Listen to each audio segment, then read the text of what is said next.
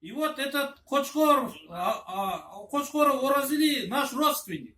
1983 жылы Оганстанда туткунга түшүп, дайынсыз кеткен советтик жоокер Оразалы Кочкоровго куралдаштары байланышууга аракет кылып жатышат. Кыргызстандагы Ооган ардагерлеринин кеңешине Кочкоровдун жакындары жардам сурап кайрылган. Биринчи жолу байланышуу аракети оң натыйжа берген жок. Болбой калды, ал башка эле бир орус алып сүйлөп атат го. Анан кечинде иштен кийин чалгыла деди, значит, ошондо да сүйлөшүп калышы мүмкүн. Неме болсо, жал жерде жанында адамдар болсо атайын этишпедиби?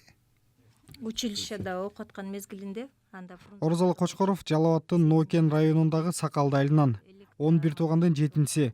Ал 18 жашында 1981 жылы советтик армиянын катарында Оганстанда кызмат кылып жүрүп, 2 жылдан соң туткунга түшүп калган. Бир туугандары анын тирүү экенин орус телеканалындагы берүүдөн улам билишкен.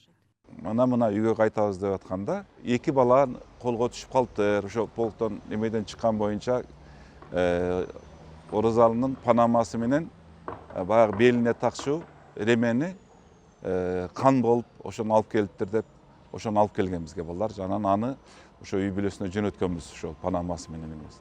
Ошол кездеги биздин командирлер тарабынан бир 3 күндүк издөө болгон. Бүт баягы тревога деп коет, баардык солдаттарды көтөрүп издетилген да, ошондо да табылбай калган. Оразалы Кочкоров дайынсыз кеткен 4 кыргызстандык жоокердин бири. Согуштук аракеттер учурунда Оганстанда дайынсыз кетип же туткунга түшкөн советтик аскерлер саны расмий маалыматтарда 417 киши деп айтылган. Советтик аскерлер өлкөдөн чыгарылып жатканда бир тобу бошотулган. Бирок азырга чейин Ооган жеринде кала берген аскерлердин дайыны чыгып келүүдө.